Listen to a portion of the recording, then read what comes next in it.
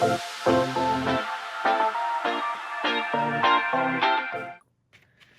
friends, for this little box, we're going to need a piece of cardstock cut at 10.5 by 7. I'm using Old Olive. You can use any color you want.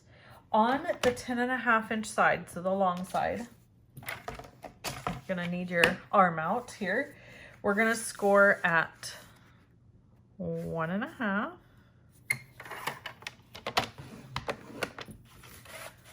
4.5,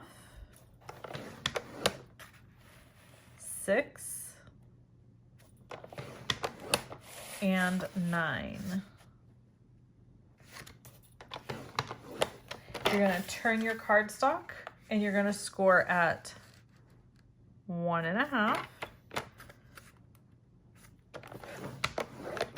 and 5.5.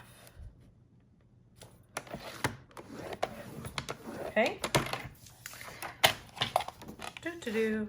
Now you've got all your score lines, and I always like to start by folding on all the score lines before I even get going with anything else.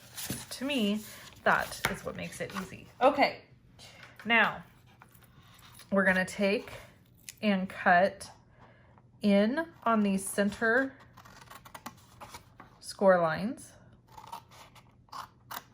and then angle them so that they fold up nicely.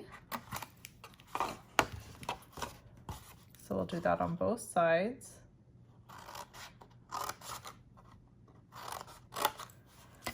By the way, I know this is like a Christmas class, but I've got my fall nails going. They are kind of a little bit crazy. I don't usually have multicolor fingernails, but I just thought it would be fun, and I was trying to do a little fall look. I think it turned out okay. You know, you only live once. Sometimes you just have to have crazy nails. So on each end of this box, we are going to cut off these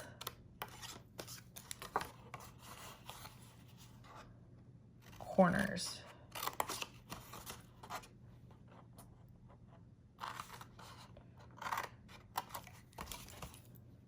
So we're just cutting these away on the score line. Done. Okay. Now, the next thing is to create some sort of little hole for the top of your box. Now, you can do this however you want to do it. I'm using a die from the Layering Hugs dies. You do not have to use this die. You can use any die or punch that you want to create the little hole at the top. So one of the dies the punches that Stampin' Up used to have was called the circle. No, that's not right. What was it called? Classic label punch. And it was kind of like a long skinny punch, which would be perfect for this. So if you still have that punch, by all means use it. If you don't, that's okay. You can use anything else.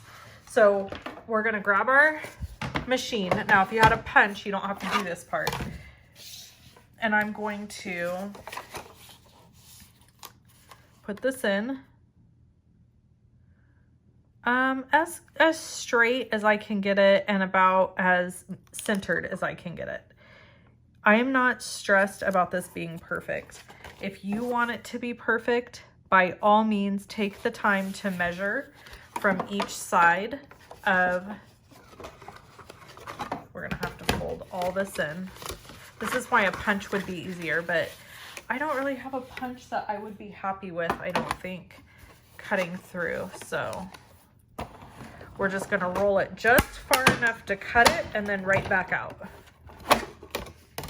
Okay, so we'll peel this away, and now we have our little slit. This is part of the top of the box. So I need to do the same thing on the other side, and I'd like them to match up. So what I'm gonna do is fold it over like this. Obviously, the bottom of the box is like this, so I'm not creasing it, but I'm folding it over And you can see it's a little crooked, you know. And I'm going to take a pen and just do that. And then I can take my die and just kind of go right over the same area. It's not going to line up perfectly. Again, if you have a punch, it's going to be easier and it's going to line up better. So I do recommend doing it with a punch if you can, but for me, for creating this for you, I just wanted you to see that the top does need to be cut.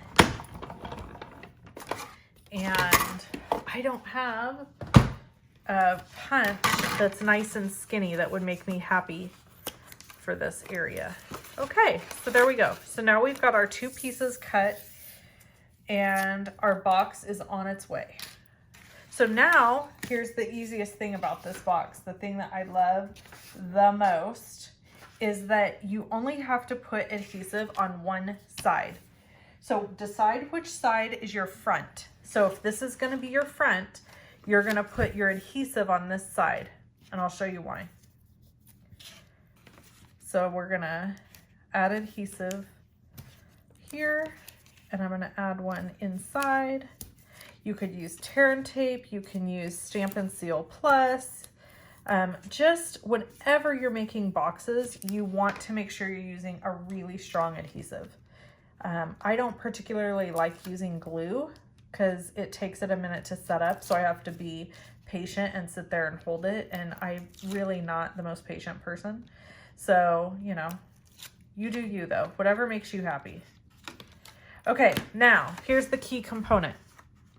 We're gonna tuck these in, and then we're gonna pull these back pieces over these middle pieces like this. And then the front, I think you can see where this is going, is gonna glue directly to the back. So we're just gonna, I got it stuck here a little bit. There we go. Directly to the back. Ta-da! So now you can see this is the front of my box and it has this nice finished seam. The back of the box is where you're gonna see that the paper meets together. Do you see that?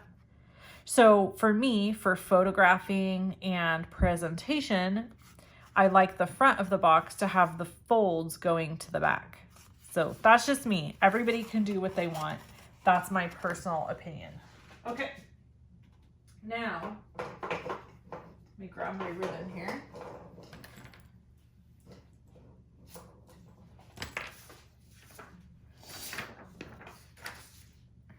And we're going to tie a bow. And you could put all kinds of goodies in this box. I'll let you decide what you want to put in here. But I think it's so cute. I'm gonna tie a bow right at the top.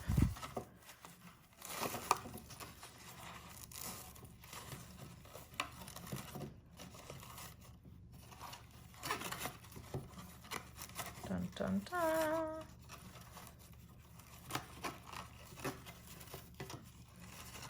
I gotta fiddle with a bow until I get it, oh, come on, until I get it the way I want it. All right. Sorry guys, I'm gonna have to move the camera a little bit. I had a thing on my screen, couldn't tell if I was still recording, so I had to fix it. We're gonna trim this off. So we got a big giant bow at the top, and now we're gonna use this guy to decorate. So we're gonna start by using our designer series paper, which I need to grab. And you can choose any DSP piece that you want. And I thought I had this pre-cut for the video, but I didn't. So I'm gonna cut it with you right now. So we need a piece that is 3 3/4 by 2 3/4 because this box is 4 inches by 3 inches. Get the CSP. So 2 3/4 by 3 3/4 should be the right measurement.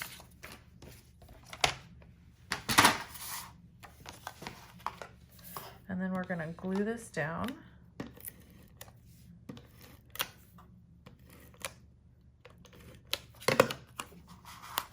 On the front, like so. You could do nothing else but put designer paper on these boxes. You could do nothing else. Just put designer paper here and here and you'd be done and it'd be cute. Isn't that amazing? I just love designer paper. Okay, and then we've got these cute sentiments. So we're going to use the big one, Christmas greetings, like this. And then the sending lots of love underneath it, because I'm going to use this box to send to my little nieces in Montana. So for me personally, this is how I want my sentiment to go on this front of this box. Now you can add decorations by adding some of the little animals from this kit or whatever you want. I wanted to keep it really simple so that you could see how beautiful and simple you can make something.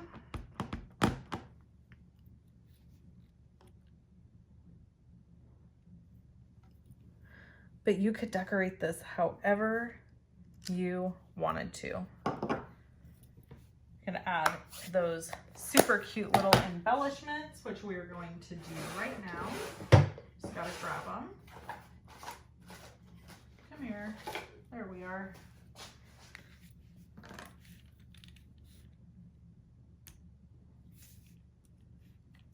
These are just the best. I just love them. They're so cute. And I love their ombre, you know? They're like lots of different colors.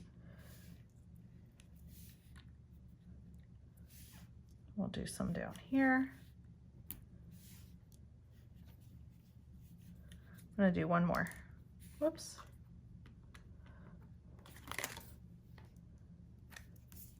There we go. Isn't that cute? There it is. So we're going to add Stampin' Dimensionals to the back. So it pops up on the front. Now you could go the extra mile on this and you could create some cute little animals that would stick up over the rim of the top of this. I think that would be so super cute.